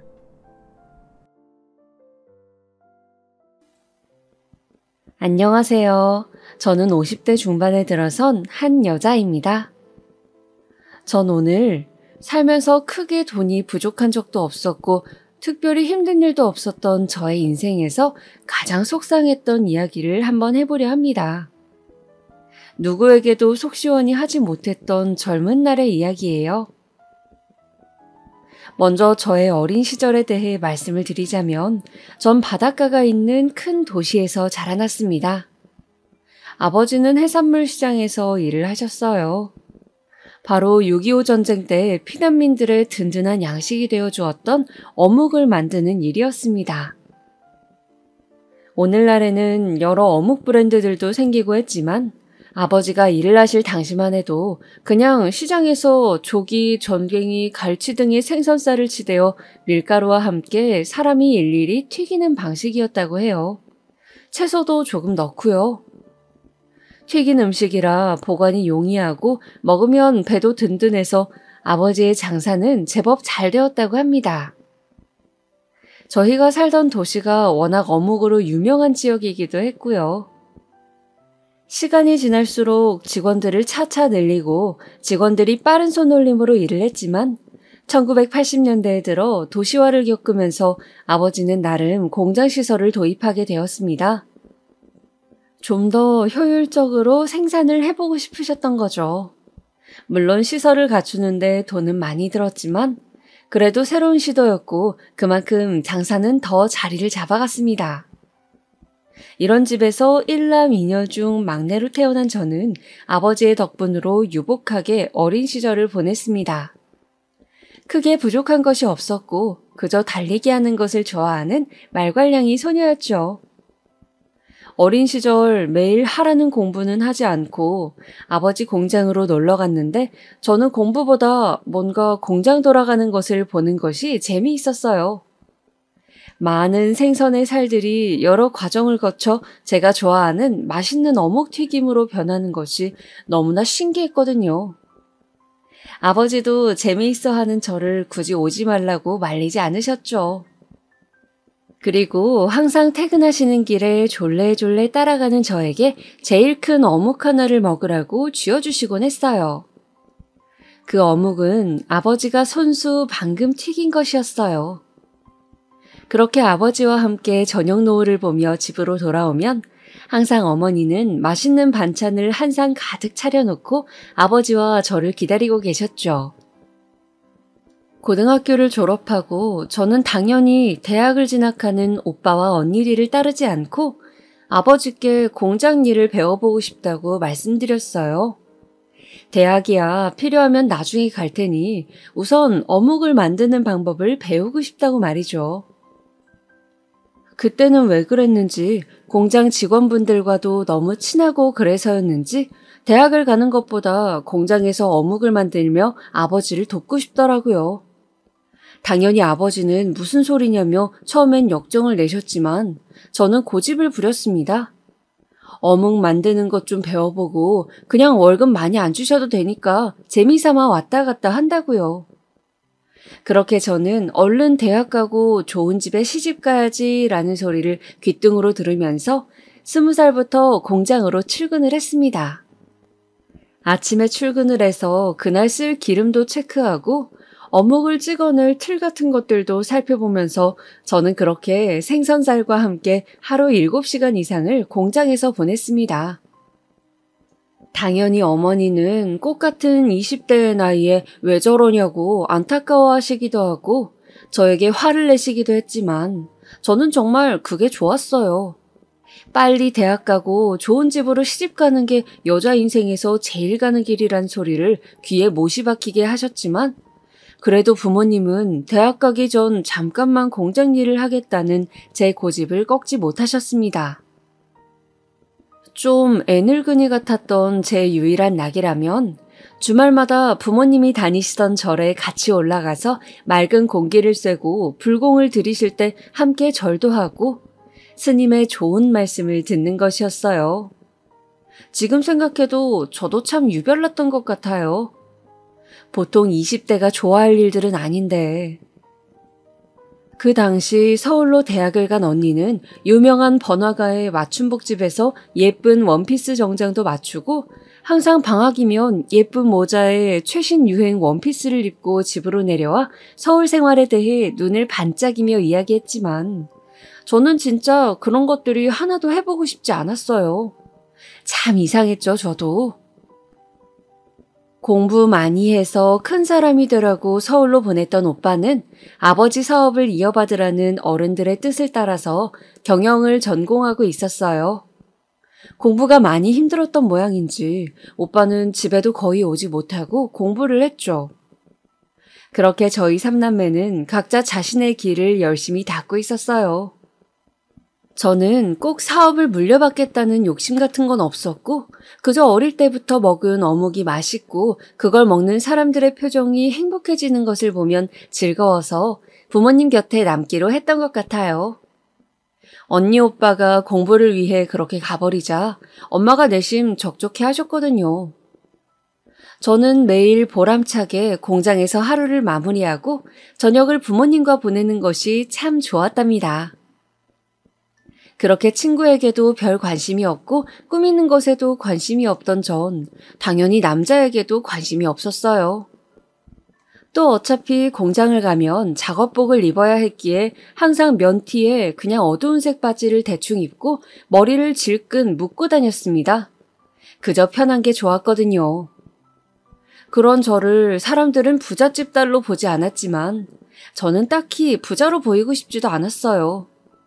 친구들은 연애도 하고 선도 보려면 그런 것에 관심을 가져야 한다고 했지만 저는 고집이 센 성격이라 어릴 적부터 제가 하고 싶은 것만 했었거든요. 그런데 제가 22살쯤 되던 때였습니다. 저는 공장에만 너무 있으니 애가 너무 생기가 없다는 어머니의 걱정 때문에 강제로 공장을 며칠 쉬게 되어서 평소 부모님과 함께 들르곤 하던 절을 향해서 가고 있었어요. 산속에 있는 절이라 가는 길 자체가 제법 등산이 되기도 했고 오랜만에 맑은 공기도 마시고 스님이 내어주시는 차 한 잔 마시면서 복잡한 머릿속을 정리하고 싶었거든요. 공장에 남고 싶은 마음과 이제는 집을 떠나 공부를 해야 하나라는 고민, 그리고 결혼에 대한 부모님의 기대가 버거웠어요. 1990년대 당시 좋은 조건의 선시장에서는 여자의 나이가 굉장히 중요했으니까요. 저는 제 인생을 살고 싶고 부모님은 시집 못 갈까봐 안달복달을 하시니 좀 마음이 지쳐 있었던 것 같아요. 한참 산을 올라가는데 이쯤이면 절이 나올 때가 되었는데 이상하게도 절이 나오지가 않더라고요. 보통 3, 40분을 오르면 절의 입구를 지키는 사천왕이 있는 절 지붕이 보여야 하는데 아무리 살펴도 보이지가 않는 것이었습니다. 여기가 어디지? 내가 길을 잘못 든 건가? 저는 문득 시간도 꽤 지난 것 같다는 생각이 들었습니다. 순간 숲은 울창하고 새소리도 뭔가 음산하게 들리는 것이었어요. 갑자기 무서운 기분이 들었습니다. 나 길을 잃은 건가? 누구 없어요? 아무도 없어요? 놀라서 소리를 지른 제 목소리는 바람에 실려 사라질 뿐이었습니다. 저는 일단 바위에 앉아서 다시 올라왔던 길을 더듬어 내려가 보자고 마음을 먹었어요. 삐삐가 있긴 했지만 공중전화가 없으니 산속에서 연락을 취할 방법도 없고 조금씩 어두워져 가는데 가만히 있을 수는 없다는 생각이 들었어요. 가벼운 산행이라 생각했기에 운동화도 밑창이 얇은 것이었어요. 저는 바위 뒤에 내리막길이 있는 것을 눈으로 살피면서 다리를 내뻗었습니다. 그런데 몸이 주르륵 하고 미끄러지면서 길이 있는 줄 알았던 곳이 풀 사이로 우거져 있는 곳이 급경사라는 것을 깨닫는 순간 덥석 어떤 손이 저를 잡아 올리는 것이었습니다. 괜찮으세요? 크고 따뜻한 손이 있는 힘껏 저를 끌어올렸어요. 크게 다칠 뻔한 저를 구해준 사람은 듬직한 청년이었습니다. 마치 공장일로 몸이 항상 단단하신 우리 아버지 같은 다부진 느낌이었어요. 저는 난생 처음 뭔가 간질간질한 이상한 기분이 온몸을 타고 올라오는 것 같았어요. 많이 놀라셨죠? 여기 물 좀 드시고 제가 부축해드릴게요. 남자는 제 간이배낭을 대신 짊어지고 내려가는 길을 안다며 저를 내내 이끌어줬습니다. 저는 미끄러질 뻔한 충격과 미묘한 기분 때문에 뭔가에 홀리듯이 그 사람을 따라 산을 내려갔습니다. 산을 내려간 남자는 조심스레 말하더군요. 저 실례가 안 된다면 놀라신 것 같은데 저랑 간단한 욕이라도 하시는 건 어떠세요? 저도 놀라서 그런가 배가 고파서요. 네. 그럼 오늘 도와주셔서 무사히 내려왔으니 제가 식사 대접하겠습니다. 그 남자와 저는 등산 초입에 있던 허름한 백반집을 가서 식사를 함께 했습니다. 그렇게 그 사람과의 인연이 시작되었어요. 백반집에서 된장국에 밥을 먹으며 참 어색했지만 어쩐지 싫지는 않았어요. 우리는 그날 막걸리 집으로 자리를 옮겨 많은 이야기를 나누었습니다. 그 남자는 제가 사는 도시에서 가장 좋은 대학교를 졸업한 사시 준비생이었습니다. 그 어렵다는 법대를 졸업했다고 했는데 사회에 보탬이 되는 인권 변호사가 되기 위해 공부한다고 했어요. 제가 대학을 졸업했다는 그 사람에게 대단하다고 말하며 나도 신문 같은 걸 좀 잘 읽어보고 싶다고 하자 그 사람은 시사 상식 같은 것들을 자신이 알려줄 수 있다고 하더군요. 어려운 말들도 자신이 설명해주면 쉬울 거라고요. 저는 어차피 대학 갈 준비도 해야 하는데 이 사람이 설명을 해준다면 어쩐지 예전보다는 공부가 덜 싫을 것 같다는 생각이 불현듯 들었습니다. 그렇게 일주일에 한 번씩 정기적으로 우리는 만나게 되었어요. 수업을 부탁하게 되면서 소정의 수업료라도 지불하겠다는 저의 이야기에 그분은 손사래를 치면서 어묵 공장 다니신다면서요. 그런 환경에서 공부하고자 하시는 게 정말 대단한 겁니다. 그리고 저도 전문가도 아니고 그저 공부하다가 머리도 식힐 겸 이야기 나누고 싶은 것이니 편하게 빵집에서 한 번씩 봐요. 하더군요. 저는 차마 제 형편에 대해서 제대로 말할 수가 없었어요.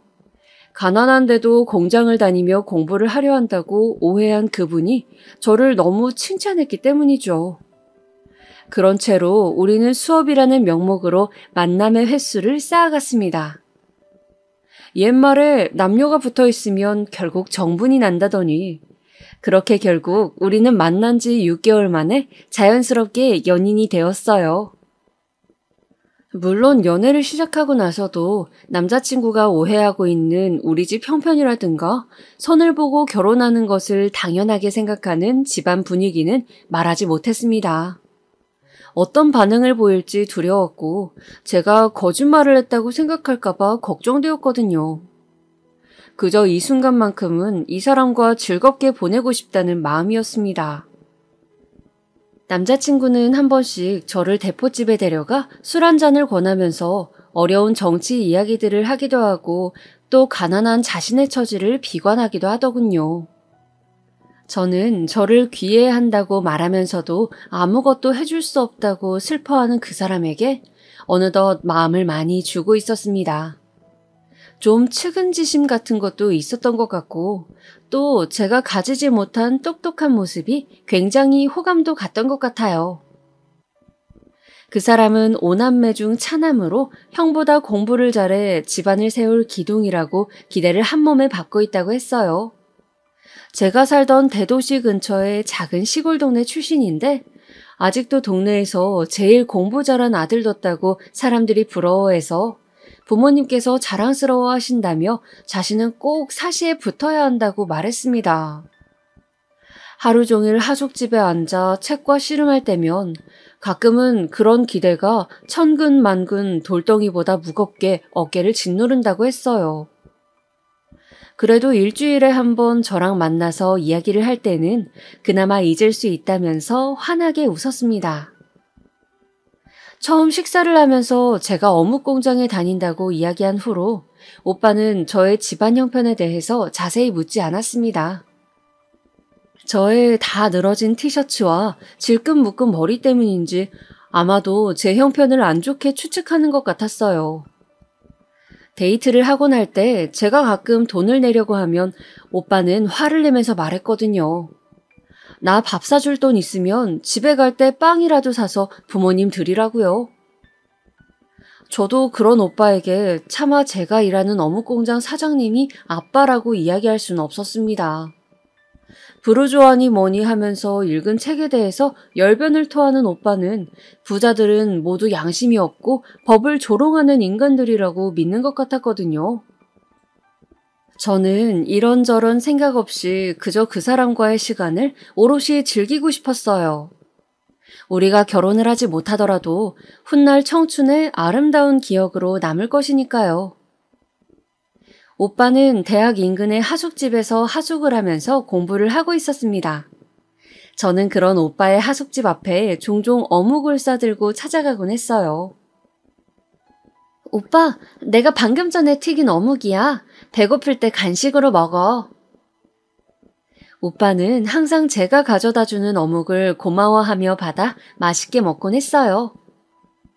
저는 왠지 그럴수록 더 챙겨주고 싶은 마음에 더 자주 하숙집 앞에 찾아가게 되었습니다. 물론 부모님께는 좀 공부하고 싶은 게 있어서 퇴근 후 공부하고 집에 가겠다고 했어요. 부모님은 공부랑 담쌌던 애가 무슨 공부하냐고 의아해 하셨죠. 저는 오빠에게서 들은 책 이름들을 대면서 요즘 이것저것 궁금한 게 많다고 둘러댔습니다. 부모님은 처음에는 좀 미심쩍어 하시는 듯 하더니 제가 책 이름을 줄줄 이야기하며 내용까지 언급하자 우리 딸이 뒤늦게 공부에 관심을 가지는구나 하시며 기꺼워하셨어요. 아빠는 너무 공부가 늦는 날은 데리러 갈 테니 언제든 삐삐치라는 말도 하셨죠. 저는 그렇게 나름 007 작전처럼 오빠와 연애를 이어갔어요. 그렇게 우리는 꽤 오랜 시간을 함께 보냈죠. 오빠는 저의 옷차림에 대해서도 타박하지 않았고 소박하고 성실해서 넌 뭘 하든 잘 될 것이라고 꼭 대학 공부해서 진학하길 바란다며 항상 응원을 해주었어요. 그 사람의 다정한 말을 듣고 하루의 피로를 씻어내며 저는 고향에 남아 이 사람과 미래를 꿈꾸고 싶어졌습니다. 사실 처음에는 그냥 지나갈 인연이겠지, 결국은 부모님 말씀대로 선을 봐야겠지 하는 생각으로 정을 많이 안 주려고 애썼지만 시간이 지날수록 통제가 되지 않았습니다. 제가 꿈에 그리던 다정하고 세심한 남자였기 때문이죠. 그저 얼른 이 사람이 사법고시에 붙어 변호사가 되면 집안이 한미하더라도 부모님께 소개를 시켜봐야겠다. 똑똑한 사람이니 좋게 봐주실 수도 있을 거야 라는 희망을 품고서 저는 곧 치러질 사법고시 1차 시험에서 좋은 소식이 들려오기를 간절히 바라면서 열심히 뒷바라지를 했습니다. 하숙집에 가서 끼니도 챙겨주고 어묵을 가득 담아 도시락을 싸가기도 하면서요. 오빠의 하숙집에 왔다 갔다 하는 것이 처음에는 걱정이 됐지만 2층으로 된 단독주택에서 오빠가 기거하는 방은 한쪽으로 돌아가 구석에 있어 사람들을 거의 마주치지 않다 보니 저는 그렇게 한 번씩 오빠네 집에 드나들게 되었습니다. 우리가 만난 이듬해 2월, 오빠는 사법고시 1차 시험을 치렀습니다. 부모님이 응원을 오신다고 하여 저는 시험장으로 들어가는 오빠를 멀리서 바라보며 응원할 수밖에 없었습니다. 저는 멀리서 오빠가 열심히 공부한 만큼 꼭 좋은 결과 있기를 부처님께 빌고 또 빌었습니다. 다행히 오빠는 1차 시험을 무사히 합격했습니다. 저는 정말 뛸 듯이 기뻤어요. 그동안 고생한 것이 헛되지 않은 것 같아 드디어 오빠도 가난한 집안을 먹여 살려야 하는 부담이나 자신이 성공해야만 한다는 짐을 어서 좀 덜어낼 수 있기를 바랐어요. 사실 오빠가 데이트를 할 때 술이 한 잔 들어가면 그런 부담감들을 저를 붙잡고 토로하곤 했거든요. 미연아, 너도 가난에 대해 알지? 우리 집은 말이야. 너무 가난한데 식구가 많아. 그런데 내가 제일 공부를 잘해서 난 꼭 사시를 패스해야 돼. 그게 내가 낳아준 부모님한테 할 수 있는 유일한 보답이니까. 저는 오빠가 그럴 때마다 사실 잘 공감은 안 되었지만 그저 이 사람이 더 이상 마음 아파하지 않았으면 내가 도움이 될 수 있다면 얼마나 좋을까라는 생각을 하곤 했어요. 그리고 그런 한탄을 하며 오빠는 언제나 너도 나와 사정이 비슷해서 좋다면서 대하기가 편하다고 하는 것이었습니다. 저는 어묵 공장에 다니고 언니와 오빠는 서울에 일하러 갔고 부모님은 소일거리를 하신다고 둘러댄 상태였기 때문에 그럴 때마다 가슴이 뜨끔하곤 했습니다. 언젠가는 솔직하게 내 상황을 말해야 한다는 생각을 하면서도 우리는 정말 통한다면서 저를 의지하는 오빠에게 차마 입이 떨어지지 않았습니다. 오빠가 1차를 합격하고 2차를 준비할 그 무렵 저희 집에서는 이제 대학을 가야 한다고 본격적으로 부모님께서 압박을 주시기 시작했어요. 가정교사 선생님들이 오시고 저는 공장을 거의 나가지 않고 집에서 공부를 하게 되었습니다. 저는 오빠를 만나기 위해 부득불 서점이나 도서관에 가서 혼자 책을 보고 공부하는 시간을 보장해달라고 우겨서 일주일에 한 번을 겨우 오빠를 만나러 갈 수 있었어요.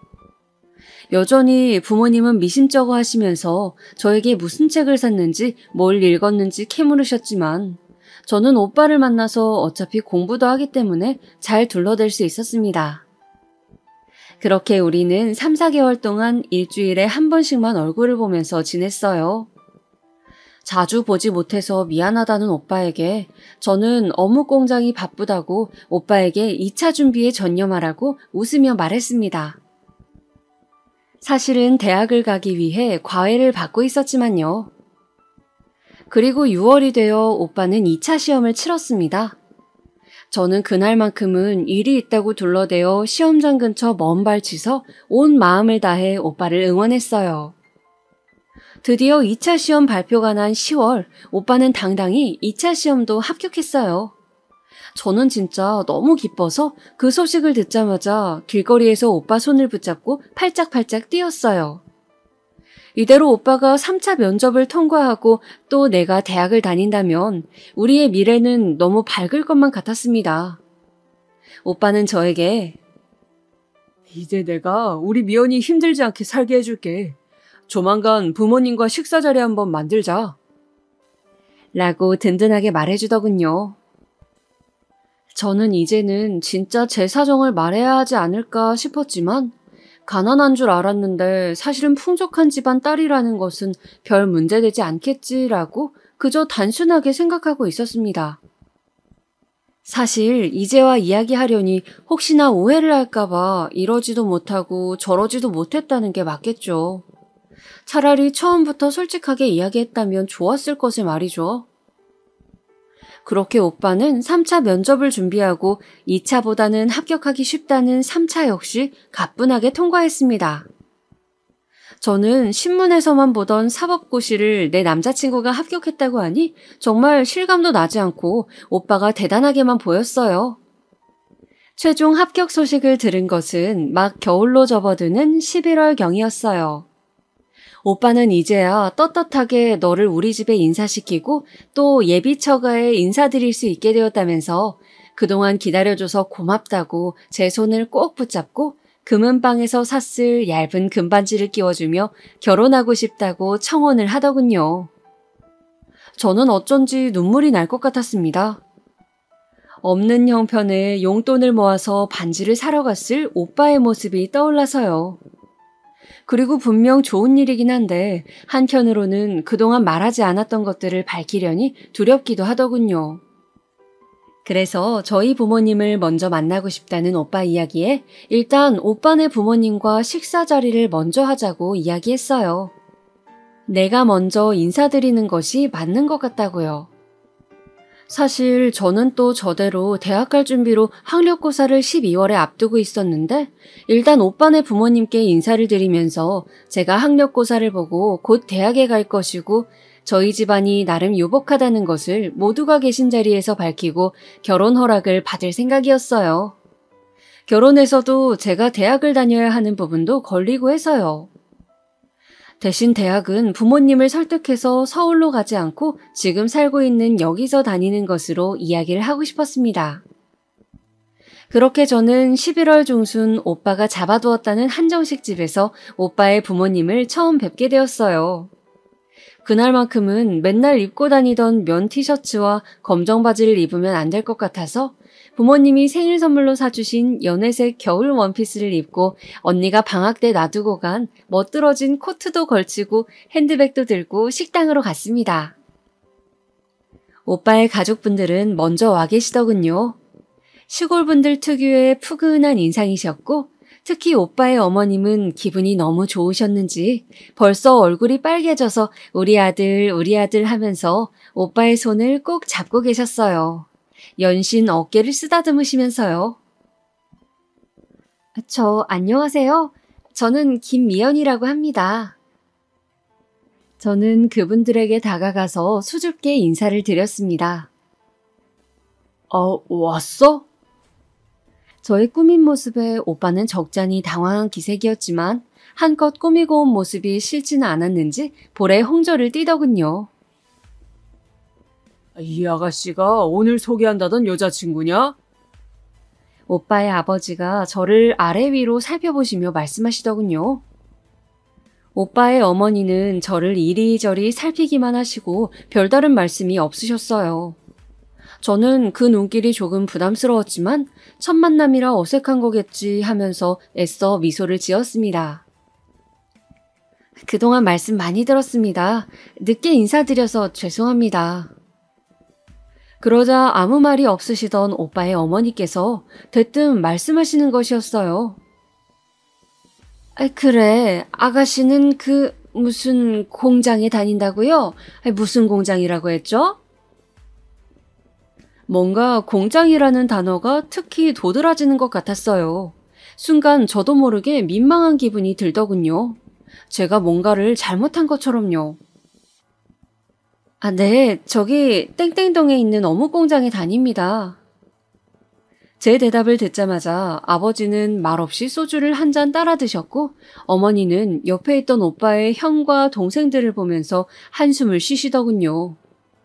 저는 그런 반응이 좀 당황스러워서 일단 가만히 있었어요. 저기 아가씨가 참하고 성실해 보여요. 그런데 우리 아들이 이번에 정말 큰 시험을 합격한 건 알고 있죠? 라며 갑자기 오빠의 어머니가 제 손을 덥석 잡으시더라고요. 저는 고개를 끄덕이면서 너무 기쁜 일이라고 오빠가 참 자랑스럽다고 말씀드렸습니다. 똑똑한 아들 두셔서 좋으시겠다는 말도요. 근데 둘이 좀 지낼 시간이 있단 얘기는 내가 들었는데 우리 아들은 결혼을 하고 싶다고 하던데 아가씨도 그런가요? 대뜸 어머니는 저에게 결혼 이야기를 하시는 것이었어요. 저는 저희끼리는 그렇게 이야기가 되었다고 조만간 저희 부모님과도 식사 자리를 하려 한다고 말씀드렸습니다. 제 이야기를 듣던 오빠의 어머니는 갑자기 표정을 굳히시더니 저에게 말씀하셨어요. 아가씨, 미안하지만 결혼에 대해서는 좀 신중하게 서로 생각해보는 게 어떨지. 우리 아들이 이번에 사시를 붙다 보니까 벌써 여기저기 선자리가 많이 들어오고 있거든요. 저는 방금 무슨 이야기를 들은 것인지 머리가 혼란스러웠어요. 어머니의 이야기를 듣던 오빠도 크게 당황하는 기색이었습니다. 엄마, 그게 무슨 말씀이세요? 사람 면전에 앉혀두고 너무하신 거 아니에요? 저는 관심 없다고 말씀드렸잖아요. 이 사람이 제 아내가 될 사람이라고요. 그러나 오빠가 소리치는 것이 들리지 않는다는 듯 어머니는 말씀을 이어가셨어요. 우리 아들이 아직 세상 물정을 몰라서 일이 순진한데 아가씨는 공장 일만 해서 순진한 건지 아니면 계산이 빠른 건지 내가 모르겠소만 이렇게 기우는 결혼은 난 들어보지도 못했어요. 그러니까 결혼 이야기는 없던 것으로 하고 서로 좋은 추억으로 남기는 것이 좋겠어요. 아가씨도 형편 맞는 사람 만나서 마음 편하게 사는 게 좋지 않겠어요? 순간 저는 기분이 너무 나빠서 오빠의 어머니에게 말씀을 드렸습니다. 왜 제가 오빠랑 결혼을 할 수 없는지 확실하게 이야기를 해주시면 말씀 듣도록 하겠습니다. 왜 그동안 좋은 마음으로 서로 잘 지내온 우리가 헤어져야 하나요? 제 말에 오빠의 아버지는 답답하다는 듯이 술 한 잔을 들이키시고 어머니는 급기야 언성을 높이시더군요. 그걸 말이라고 합니까? 아가씨가 대학도 안 가고 어묵 공장 다닌다면서요. 그러면 아가씨네 집안 형편이야 안 봐도 뻔하잖아요. 아무것도 재산도 없고 살기 힘든 집 아니겠어요? 자식을 공부도 안 시키고 공장에 보내고 있다는데 우리는 형편이 안 좋았어도 대학까지 다 공부시켰어요. 그런데 어떻게 언감생심 사시까지 붙은 내 아들을 넘봅니까? 아무것도 없는 거지 같은 천한 집구석 출신이 꼭 이런 이야기까지 대놓고 해야겠어요? 거지 같은 천한. 저는 제 귀를 의심했어요. 살면서 진심으로 단 한 번도 들어보지 못한 단어였어요.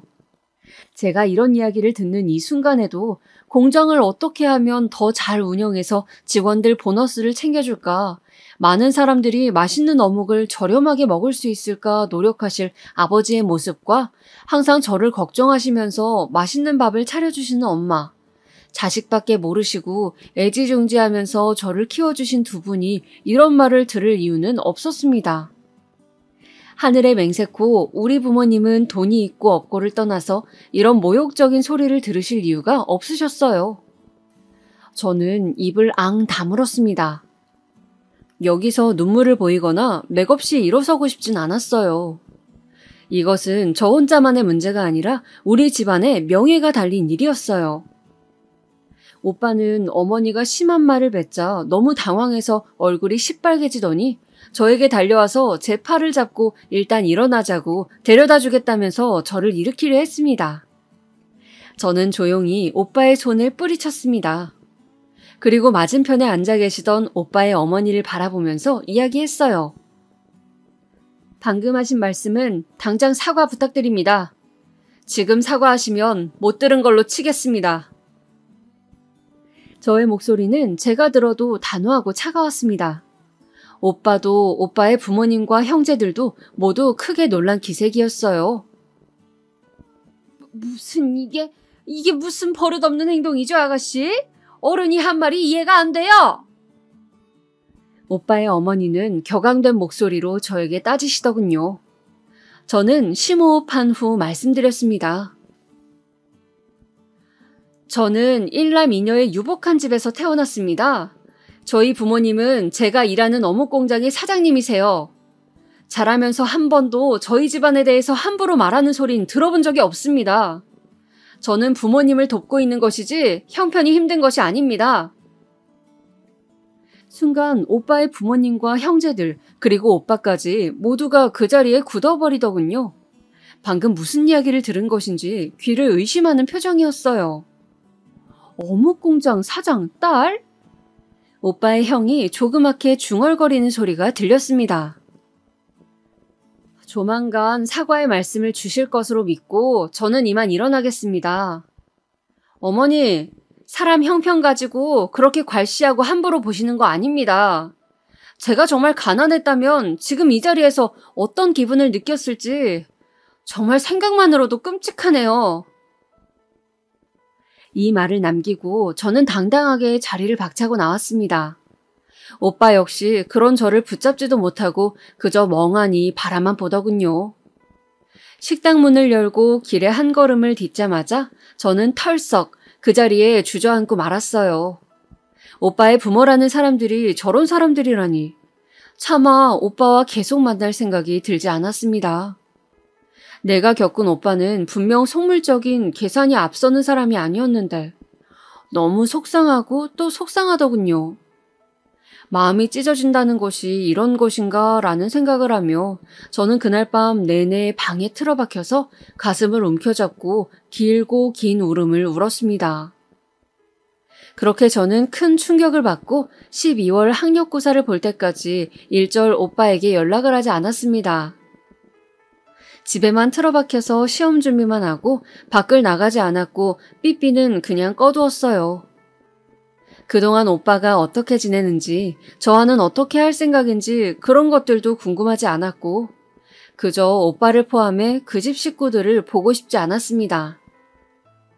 무사히 학력고사를 끝내고 아버지께서 오늘은 아빠랑 단둘이 맛있는 거 먹으러 가자면서 어느 날 대뜸 어떤 식당으로 저녁 5시까지 오라고 하셨습니다. 저는 아빠가 공부하느라 고생했다고 그러시나 보다 하면서 즐거운 마음으로 식당으로 갔습니다. 단독 방으로 되어 있는 고급 식당이었는데 가족들과 가끔 기분 좋은 일이 있을 때 오는 곳이었어요. 드르륵 문을 밀고 들어가자 아빠가 앉아 계셨어요. 그런데 아빠의 맞은편에 연락을 끊었던 오빠가 앉아 있는 것이 아니겠어요? 저는 너무 놀라서 말을 더듬거렸습니다. 오빠, 이게 어찌된 일이에요? 오빠가 왜 여기 있는 거죠? 아빠랑 아는 사이예요? 못 본 사이 오빠는 더 멋있어져 있었습니다. 깔끔한 양복을 차려입고 머리도 이발을 했더군요. 내가 오라고 불렀다. 미연이 너를 너무 보고 싶어 해서 말이다. 아빠가 말씀하셨어요. 저는 일단 당황스러운 마음을 가라앉히면서 자리에 앉았습니다. 아빠의 말씀인즉 제가 그렇게 두문불출하고 난 후 오빠가 공장 앞에서 며칠을 계속 서 있더래요. 그래서 아빠는 처음엔 직원 중 누구의 지인인 줄 알고 며칠이나 계속 허탕을 치는 모습이 안쓰러워 누구를 찾느냐고 물어봤다고 합니다. 그러자 오빠가 대뜸 아빠 앞에서 큰 절을 하더래요. 처음 뵙겠다고 미연이 남자친구라고요. 아빠는 몹시 놀랐지만 일단 일으켜 세운 다음 근처 식당에 가서 식사나 함께 하자고 하셨대요.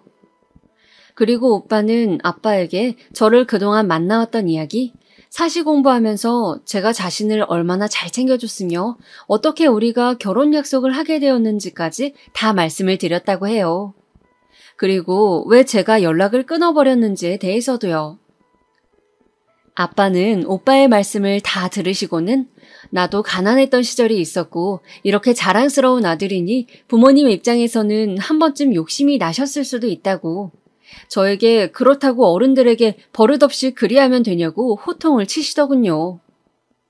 저는 억울했지만 아빠가 오빠를 적잖이 마음에 들어하는 눈치여서 그냥 말씀을 듣고 있었습니다. 그리고 그렇게 오빠와 식사를 한 후 아빠는 집으로 돌아가셔서 엄마에게도 오빠의 존재를 말씀하셨어요. 엄마 역시 오빠가 가난하더라도 우리가 돈이 있으니 사시도 패스했겠다, 결혼시켜도 괜찮다고 좋아하시더라고요.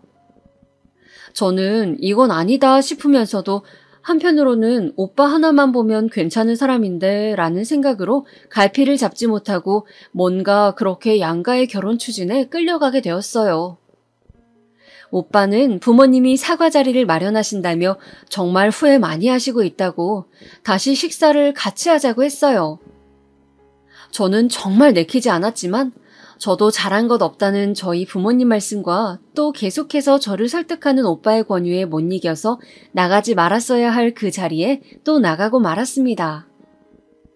그 전과는 달리 오빠의 형제들은 오지 않았고 부모님만 오셔서 저를 기다리고 계시더군요. 안녕하세요. 저는 별로 할 말이 없어 그냥 간단하게 인사를 하며 목례를 했습니다. 아이고, 우리 이쁜 며느라가 왔니? 어머니는 저를 보시더니 자리에서 벌떡 일어나셔서 저를 환대해 주셨습니다. 저는 귀를 의심했죠. 아가, 그날은 우리가 미안했다. 우리가 오해를 해서 기분이 많이 나빴지? 내 사과하마. 어쩐지 처음 볼 때부터 피부가 뽀얗고 귀티가 나더라니. 이런 아가씨를, 그래, 내가 가난하다고 면박을 줬으니 미안해, 마음 풀거라, 응? 어머니는 제가 말을 할 틈도 주지 않고 속사포처럼 사과의 말을 쏟아놓으셨어요. 옆에 계신 오빠의 아버지도 은근히 제 눈치를 살피는 기색이셨죠. 저는 어머니의 사과를 들었지만 그래도 기분이 너무 찝찝했습니다. 제가 알고 보니 형편이 좋다고 해서 손바닥 뒤집듯이 이런 사과를 바라는 것이 아니었기 때문입니다. 가난하다고 해서 사람이 아닌 것은 아니잖아요. 저는 오빠의 가난함을 알았지만 오빠라는 사람 자체를 보고 만났던 것인데 저는 저에 대해서도 오빠의 부모님이 가난하든 가난하지 않든 어느 정도의 존중을 해주시는 태도를 바라고 있었습니다. 그러나 이런 제 의견을 강하게 내세우는 것이 자칫 버릇없는 행동으로 보일 수도 있기에 저는 마지못해서 사과를 받아들였어요. 그렇게 저는 본격적으로 결혼 준비를 하게 되었습니다. 사실 결혼을 마음먹으며 저는 전에 겪은 예비시모의 태도가 계속 마음에 걸렸지만 제가 좋아하던 오빠였기에 불미스러운 일들은 마음에서 무시하려 했었습니다. 그렇게 결혼 준비를 하면서 3년 전쯤 시집간 사촌 언니에게 이것저것 결혼 준비나 웨딩드레스 등 여러 가지를 물어보면서 저는 눈코 뜰 새 없이 바쁘게 지냈습니다. 막상 결혼식을 3달 정도 앞두자 드레스며 메이크업 같은 게 너무 고민이 되더라고요. 그래서 저는 사촌 언니 친구가 마침 저와 비슷한 시기에 결혼을 앞두고 준비를 한다길래 메이크업 정보를 얻고자 사촌 언니와 친구와 함께 한번 커피숍에서 만나기로 했습니다. 사촌 언니의 친구는 서울에 빌딩을 가지고 있는 큰 부잣집 딸이었는데 얌전하면서도 착한 분이더군요. 그분과 여러 가지 결혼식 정보에 대해서 이야기를 하다가 문득 예비신랑에 대해 이야기를 나누게 되었습니다. 저는 오빠랑 1년 넘게 연애를 했거든요. 부모님 몰래요. 법대 졸업생이던 오빠가 사시를 붙게 되고 그래서 부모님께서도 허락해 주셔서 마침내 결혼할 수 있게 됐어요. 어머, 너무 로맨틱하다. 근데 사시 붙었다고? 나 결혼할 사람도 사시 붙었어. 어머, 우리 예비신랑들끼리 서로 아는 사이겠는데? 아, 진짜요? 와, 세상이 진짜 좁네요, 언니. 언니는 선 보신 거예요? 난 선 봤지. 사실 남편 집안이 좀 별 볼 일 없어서 고민했는데 사람은 괜찮더라고. 둘째인데 첫째 장남이 구실을 못해서 이 사람이 장남 노릇을 해야 된다나 봐. 열쇠 몇 개 해가야 될 것 같아. 언니 친구는 좋으면서도 걱정도 많은 듯이 투덜대면서 웃었습니다. 저는 결혼 관련 수다를 잔뜩 떨고는 기분이 좋아 집으로 왔고요. 언니의 친구분이 추천해준 드레스샵과 메이크업 샵을 한번 가볼 예정으로 오빠에게 연락을 해서 가보고 싶은 곳이 있다고 했지만 오빠는 바쁘다고 했어요. 요즘 좀 정신이 없다고요. 결혼 앞두고 여기저기 인사 다니느라고 오늘은 멀리 친척 집에 가 있다고 했습니다. 전 엄마랑 가려다가 사촌 언니가 봐주면 더 좋을 것 같아 언니에게 전화를 했어요. 언니는 오늘 안 그래도 전에 만났던 그 친구도 드레스샵 예비신랑하고 온다고 하던데 그럼 너도 같이 따라가 볼래? 하더라고요. 저는 그렇게 샵으로 가게 되었습니다. 샵은 아주 크고 화려했어요. 하얗고 으리으리한 건물이었죠. 저는 설레는 마음으로 가게로 들어섰어요. 저 멀리에 서 있는 사촌 언니와 그 친구가 보였어요. 드레스를 입은 언니 친구를 바라보며 소파에 앉은 한 남자의 뒷모습도 보였습니다. 그런데 어딘지 익숙한 그 뒷모습은 아무리 봐도 오빠였습니다. 오빠의 뒷모습이었어요. 저는 너무 놀라서 비틀거리면서 몸을 가누려 애썼습니다. 오빠? 오빠가 왜 여기 있지? 도대체 어떻게 된 거지? 그때 사촌 언니가 저를 발견하고는 불렀어요. 미연아!